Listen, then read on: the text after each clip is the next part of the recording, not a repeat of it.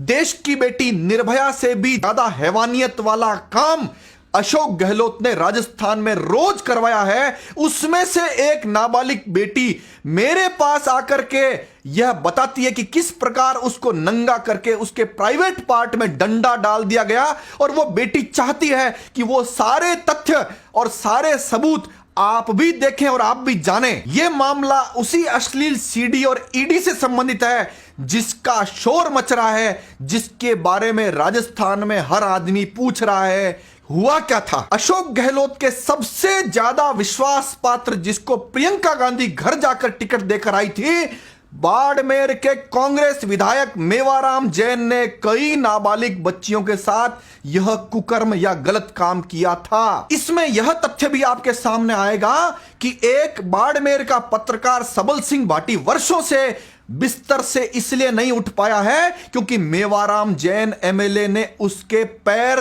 तुड़वा दिए। पैर तुड़वाने के इस मामले को ऐसा उदाहरण बताया जिसको मेवाराम जैन हर एक आदमी को बताता भी है। एमएलए मेवाराम जैन पुलिस के वर्दीधारी लोगों के साथ जाकर नाबालिग बच्ची के साथ गलत काम करता है, उसको धमकाता है, और उसके अलावा अनुसूचित जनजाति की दो बेटियां जिसकी उम्र 10-12 साल है उनके साथ भी गलत काम करता है। जब ये नाबालिग बेटियां अपनी आवाज उठाने के लिए एक अनुसूचित जाति के सहयोगी को तैयार करती है जो विकलांग होता है, वह इन बेटियों की जब बात उठाता है, शोर मचता है। शोर मचने पर अशोक गहलोत अपने दो दरिंदे पहरेदारों की ड्यूटी लगाता है कि इस नाबालिग बच्ची का दमन करो, इसके साथ वो करो कि यह केस कराने की हिम्मत नहीं जुटा सके, नहीं किसी और में इस बात की हिम्मत जगे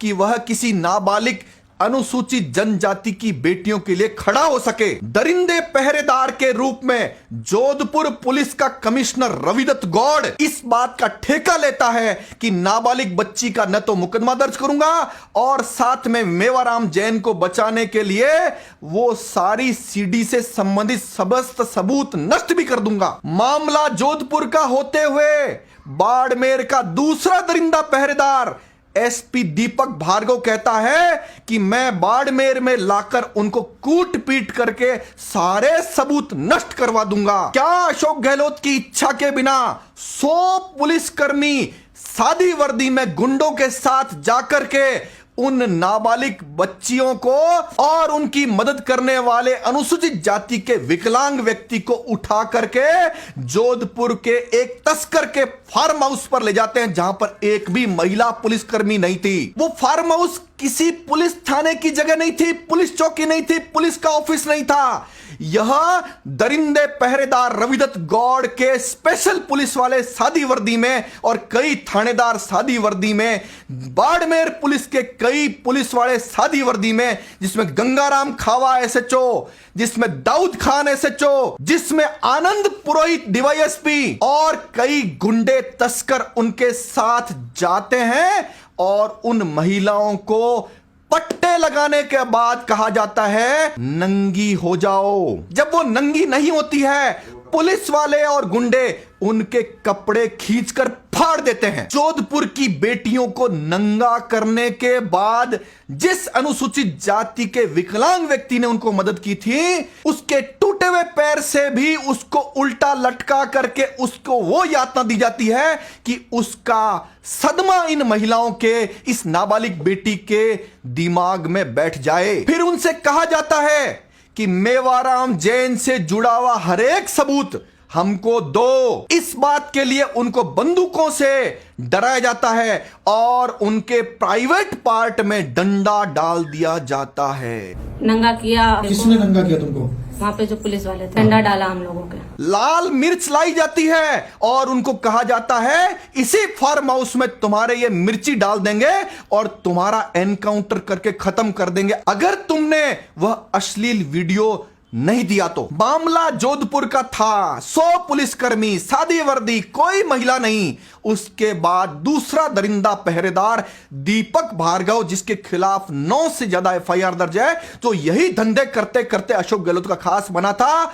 उन महिलाओं को और उस विकलांग व्यक्ति को बाड़मेर में ले जा करके बंद कर देते हैं। बाड़मेर का एक वकील जो इनको लीगल मदद कर रहा था, उसको भी यातना दे करके बंद कर दिया जाता है। वकील के परिवारजन राजस्थान में बार काउंसिल जो बनी हुई है वहां जाकर निवेदन करते हैं वकील के साथ अन्याय हो रहा है, लेकिन अशोक गहलोत से हर महीने 1 करोड़ रुपया लेने वाले व्यक्ति MS सिंघवी जो बार काउंसिल ऑफ राजस्थान का मेंबर है, घनश्याम सिंह राठौड़ जो बार काउंसिल का मेंबर है, सुनील बेनीवाल जो बार काउंसिल ऑफ राजस्थान का चेयरमैन था, चिरंजी लाल सैनी अशोक गहलोत का सबसे वफादार, और नवरंग लाल चौधरी सहित कई बार काउंसिल के लोग उस वकील के साथ नहीं खड़े होने के लिए पूरी बार काउंसिल पर दबाव बनाते हैं और वकील समुदाय को भी कहते हैं कि इस वकील के साथ मत खड़े होइए। भला हो ईडी का जिसके कारण से ये सारे तथ्य हमारे सामने आ पा रहे हैं। दरिंदे पहरेदार रविदत्त गौड़ की भूमिका देखो, जो अशोक गहलोत द्वारा मलाईदार पद पर जोधपुर कमिश्नर रहते हुए क्या क्या धंधे करता है। नाबालिग बच्ची के साथ जो घटना हुई उसकी शिकायत रविदत्त गौड़ के पास जैसे ही पहुंची, उसने मेवाराम जैन को और अशोक गहलोत तक पहुंचा दी। आज वो नाबालिग बच्ची दर दर की ठोकरें खा रही है। मेवाराम जैन जो खुलेआम वीडियो में कहता है कई राजस्थान हाईकोर्ट के जज मेरे रिश्तेदार हैं, और अशोक गहलोत खुलेआम कहता है मेरी सिफारिश से कई हाईकोर्ट जज बने हैं। जनता में और पुलिस में भ्रम की स्थिति पैदा कर दी है, अधीनस्थ न्यायालयों में भ्रम की स्थिति पैदा कर दी है। इसलिए उन सभी निर्दोष लोगों के खिलाफ अन्याय न केवल पुलिस कर रही थी, कहीं न कहीं कोर्ट भी औजार बन गए इन सब दरिंदे पहरेदारों के। ये दरिंदे पहरेदार उन सब पीड़िताओं और पीड़ित परिवारों के मोबाइल लाते हैं और उनको कूट कूट कर चूरा बना देते हैं और उसके बाद उसको तेजाब में गला देते हैं। लेकिन ये दरिंदे पहरेदार भूल गए कि जब तुम 100 पुलिस वाले जा रहे हो, कईयों के मोबाइल तुमने बंद भी कराए थे, लेकिन कई पुलिस वालों के मोबाइल और जो गुंडे आपके साथ गए थे उनके मोबाइल चालू थे, जिनकी लोकेशन उस तस्कर के फार्म हाउस पर आएगी। कांग्रेस विधायक मेवाराम जैन और उसके साथी राम स्वरूप आचार्य ने नाबालिग बच्ची के साथ कैसे दरिंदगी की, जब यह सीडी, सीबीआई, ईडी या न्यायालय देखेगा तब उसके सामने सारे तथ्य आएंगे। राजस्थान की कोई मां, बहन, बेटी अशोक गहलोत से, मेवाराम जैन से और दरिंदे पहरेदारों से नफरत किए बिना नहीं रह सकती है। पत्रकार सबल सिंह भाटी के टूटे हुए पैरों को देखकर डरा हुआ मीडिया और मीडिया मालिकों के घर नोटों से भरे हुए बोरे पहुंचने के बाद बिका हुआ मीडिया इस केस से संबंधित कोई भी साक्ष्य लेना चाहे तो मुझसे ले सकता है, लेकिन आपको एक शपथ पत्र देना पड़ेगा कि आप इस सच्चाई को जनता तक पहुंचाएंगे।